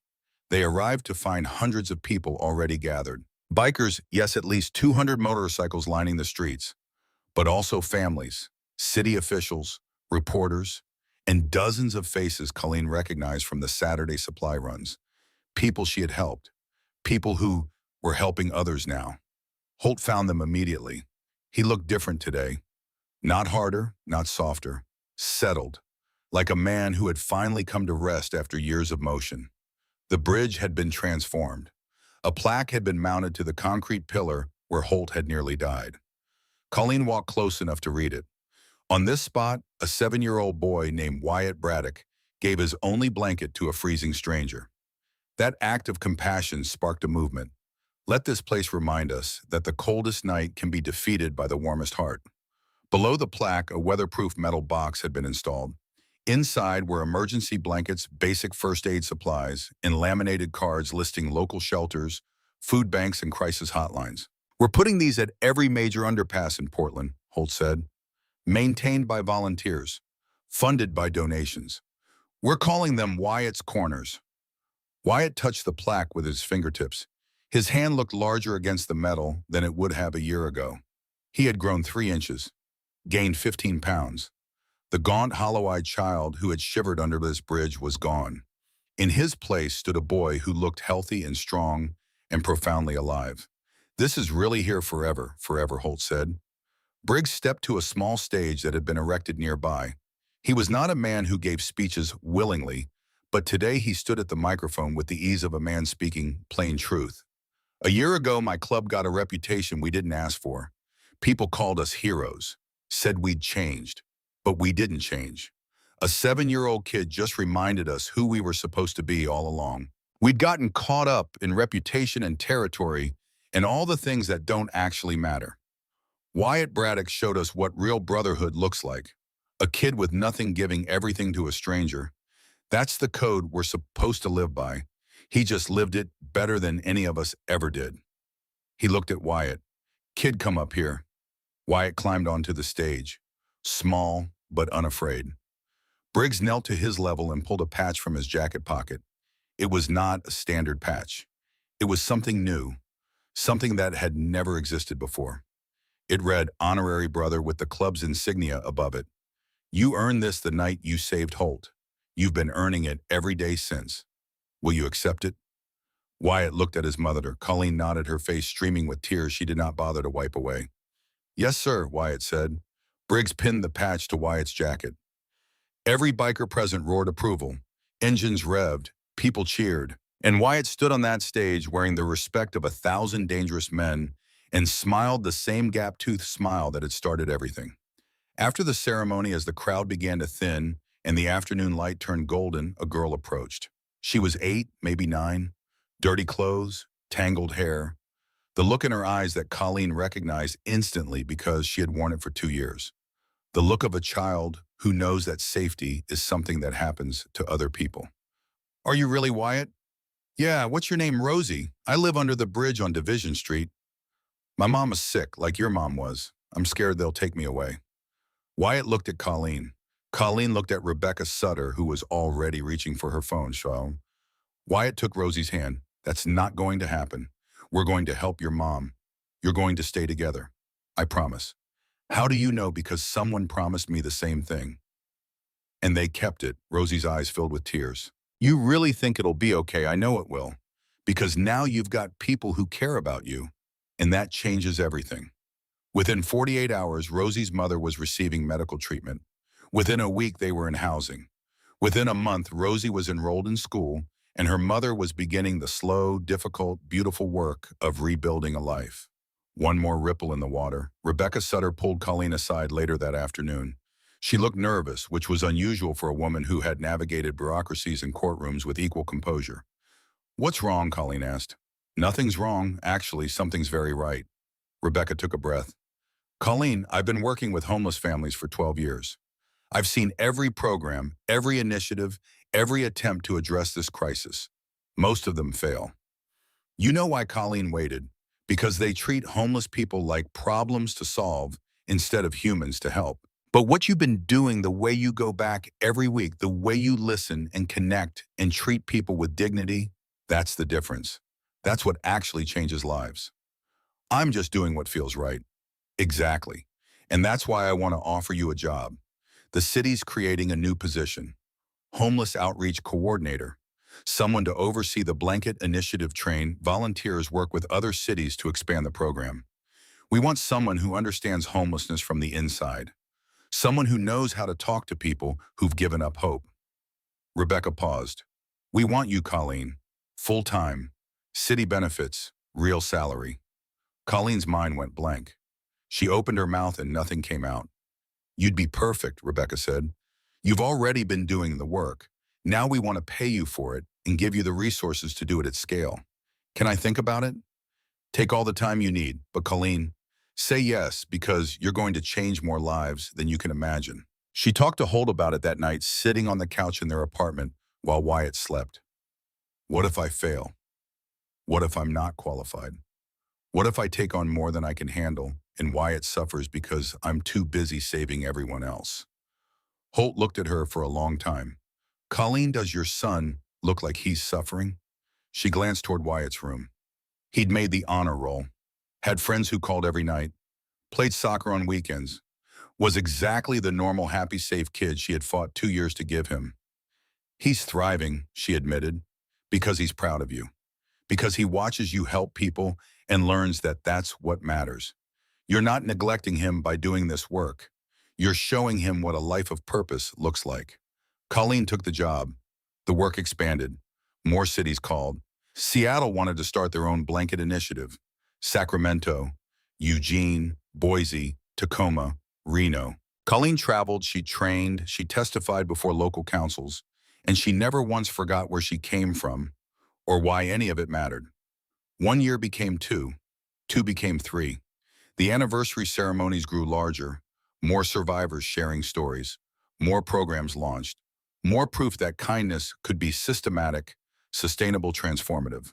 Wyatt turned 8, then 9, then 10. He grew tall and confident. The shy homeless boy transformed into a young man who understood his power to inspire change. On his 10th birthday, he told Colleen he wanted to start a youth version of the Blanket Initiative. Kids helping kids. That's a lot of responsibility, she said. I can handle it. And kids listen to other kids better than they listen to adults. He was right. Within 6 months, youth blanket brigades existed in 43 schools across Oregon. Kids organizing supply drives, visiting shelters, learning about homelessness and compassion in equal measure. Wyatt led them all with the quiet authority of someone who had lived what he was teaching. Holt was beside Colleen through all of it. Not in front, beside. He never tried to lead the thing that Wyatt's act had created. He understood with the clarity of a man who had been saved that his role was to support the people who had saved him. He and Colleen did not name what existed between them for a long time. It grew quietly the way trust grows between people who have shared the worst night of their lives and discovered that they were stronger together than apart. He had a key to the apartment. He was there most evenings, his boots by the door, his jacket on the hook, the gradual accumulation of a life shared. On a quiet evening in the third year, Colleen sat beside him on the couch and said it plainly. I love you. I think I have for a while. I know. Holt pulled her close. I've been waiting for you to be ready to hear it back. I love you too. Both of you. Are we doing this? We've been doing this. We just hadn't said it out loud. On the 5th anniversary, 5,000 people gathered at the bridge. National coverage. The governor spoke. Representatives from 20 states with blanket initiative programs attended. And standing on the stage, 12 years old and fearless Wyatt Braddock told his story one more time. 5 years ago, I was 7 years old and freezing to death. My mom and I had one blanket between us, and there was a man dying right in front of us. I had a choice. Keep the blanket and maybe survive. Give it away and maybe die. I chose to give it away. Not because I was brave, because my mama taught me that we're all one bad day away from needing help. And if you can help, you have to. He held up the original thermal blanket, now framed and preserved. Silver on one side, blue on the other, crinkled and worn. Because of this one blanket, over 20,000 people across this country have found help, found housing, found jobs, found the courage to keep going when everything said quit. That's not because I'm special. That's because kindness multiplies. You give something away and it comes back bigger than you imagine. You help one person and they help another. And before you know it, you've got something that can't be stopped. The crowd was silent. 5,000 people perfectly still. So here's what I want you to know. You have a blanket. Maybe it's not a real blanket. Maybe it's your time. Maybe it's your attention. Maybe it's just the decision to look at someone instead of looking away. But you have something to give. And when you give it, you start something that's bigger than you, something that changes the world. He set the blanket down. My mama taught me that. A man named Holt kept his promise and proved it was true. And 1,000 bikers rode through a city to prove that brotherhood isn't about patches or motorcycles. It's about showing up for people who need you. He looked out at the sea of faces. Find your blanket. Give it away. Start your own ripple. The applause shook the ground. Colleen was crying. Holt was crying. Briggs, the toughest man any of them had ever known, was wiping his eyes with the back of a hand covered in scars and tattoos. That night, back in the apartment that had been home for 5 years, now Colleen tucked Wyatt into bed. He protested, as he always did, that he was too old for tucking in. She did it anyway, as she always did. Mama, can I tell you something? Always. I'm glad it happened. All of it. The bridge, the cold, being scared. I know that sounds strange, but if none of it happened, we wouldn't be here. We wouldn't have helped all those people. I wouldn't know what I know about what really matters. Colleen kissed his forehead. I know exactly what you mean, baby. He paused. And Mama, yeah, thank you for not giving up on me, on us, on any of it. Colleen smoothed his hair. That was never an option, baby.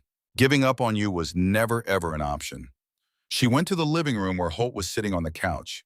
He had his own key now, his own shelf in the closet, his boots by the door. The life they had built together, not from romance or design, but from the steady accumulation of showing up day after day until showing up became staying. How's the kid wise beyond his years?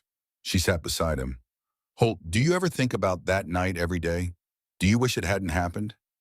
He looked at her, at the apartment around them, at the photos on the wall showing 5 years of a life rebuilt from nothing, at the door to Wyatt's room, behind which a boy who had once had nothing was sleeping in safety and peace. I wish my bike hadn't broken down. But I don't wish that night away, because it brought me here. It brought me to you and Wyatt. It brought me back to the version of myself I'd lost somewhere along the way. The version that believed people were worth fighting for. Colleen leaned into him. We're going to be okay, she said. It was the same thing she had said to Wyatt under the bridge on the worst night of their lives, but this time, for the first time, it was not a hope or a prayer or a lie told to keep a child calm. It was a fact. solid and certain and unshakable. They sat there in the quiet apartment while snow fell outside the window, the same snow that had once tried to kill them, and they were warm. The years passed. The blanket initiative grew beyond anything Colleen could have imagined. 10 years after the night under the bridge, it existed in all 50 states. Over 100,000 lives directly impacted. Homelessness rates dropping in every city with an active program. Success stories filling local news, broadcasts from coast to coast. Colleen led it. She took the statewide coordinator position, then the regional director role, then the National Advisory Board. She testified before Congress. She spoke at conferences. She was profiled in magazines and documentaries, in the kind of news segments that made people stop what they were doing and watch. And through it all, she never stopped going back to the bridge every Saturday. Rain or sun or snow, because that was where it started. That was where Wyatt had made a choice that changed everything. And that was where people still needed help, still needed someone to hand them a blanket and say you matter. Wyatt was 17 now, preparing for college. He had been accepted everywhere he applied, full scholarships, his pick of futures. He chose Portland State University, social work. You could go anywhere, Colleen told him. Any school in the country, I know mama. But this is where the work is. This is where I'm needed. Because Wyatt understood something that most people spent entire lifetimes failing to learn. That success was not measured by the distance you traveled from where you started. It was measured by the lives you changed while you were standing still. On his last evening before college, Wyatt stood under the bridge with Colleen and Holt and Briggs. The plaque was still there, weathered by a decade of rain and sun, but still readable. Wyatt's corner boxes dotted the city, always stocked, always maintained by volunteers who had never met the boy whose name was on them, but who understood what that name meant. Feels like yesterday, Holt said. You were this scared little kid with a blanket. I'm still scared, sometimes, Wyatt said, but I know what to do with it now. And what's that? Help someone. Fear goes away when you focus on someone else's pain instead of your own. You taught me that. Holt shook his head. Your mother taught you that. I just proved it was worth believing. Briggs stepped forward. His beard was whiter now, his movements slower, but his eyes still held the same steel they had held on the day he'd mobilized an army for a boy he'd never met. Kid, I've run this club for a long time. I've seen a lot of courage, a lot of loyalty, a lot of men who talked big and acted small, but nothing I've ever seen compares to what you did that night. You were 7 years old, you had nothing, and you gave everything you had to a stranger because you decided that was the right thing to do. He put his hand on Wyatt's shoulder. That's not bravery, that's something deeper. That's character. And your mother built that in you with nothing but love and the refusal to let the world make her son hard. Colleen stood beside her son and thought about the woman she had been 10 years ago. The woman under the bridge who had said no, who had tried to stop Wyatt from giving away the blanket, who had been so afraid of losing what little she had that she'd almost lost the thing that mattered most. Her son's belief that the world could be good. She had been wrong that night, and Wyatt had been right. And everything that followed, every life, saved every family, reunited, every blanket distributed every Saturday morning, spent under a bridge helping people who had given up all of it, traced back to a 7-year-old boy who had chosen compassion over survival. Mama, Wyatt said, yeah, baby, thank you for teaching me, for being brave enough to let me be brave. Colleen pulled him close. He was taller than her now. He smelled like aftershave instead of library books. But when she held him, he was still the boy under the bridge, still the boy who had changed everything. You saved us, she whispered. You saved all of us. Wyatt looked at Holt, looked at Briggs, looked at the plaque with his name on it in the city that had been transformed by a single act of kindness committed by a child who had nothing. We saved each other, he said. That's the whole point. Nobody does it alone. Nobody should have to. They stood there together as the sun set over Portland. 4 people bound by a night that had nearly killed 2 of them and had instead given all of them a reason to live. A family forged not by blood but by choice, by showing up, by keeping promises, by refusing to look away when looking away would have been so much easier. The snow began to fall, light at first, then heavier. The same snow that had fallen 10 years ago on the same bridge in the same cold. But they were warm. They had always been warm ever since a boy with nothing decided to give everything to a stranger who was dying. Thank you, Wyatt said suddenly. All of you, for saving us, for staying, for showing me that family isn't who you're born to. It's who shows up when you need them most. Colleen hugged her son. Holt joined them. Briggs, after a moment's hesitation, wrapped his arms around all three of them, and they stood there under that bridge where it all began and understood that some moments change everything, that some acts of kindness ripple forever, that some families are chosen, not given, and that one small boy with one small blanket had proven that love was always stronger than cold, that hope was always stronger than despair, and that kindness, real and genuine and selfless, could change the entire world. The snow fell on a city full of people who needed help. Colleen could not save all of them. No one could. But she could save some, one blanket at a time, one act of kindness at a time, one Saturday morning at a time, just like Wyatt had saved Holt, just like Holt had saved them. The ripple had no end. It only had a beginning. And the beginning was a 7-year-old boy who believed that the world was worth being good to. Because 7-year-olds still believe. Because 7-year-olds are right. The coldest night had been defeated by the warmest heart. And the warmth kept spreading person to person, city to city, year to year, until the cold did not stand a chance. Because that is what happens when you choose love over fear, generosity over survival, humanity over indifference. You don't just save one life, you save them all, one blanket at a time.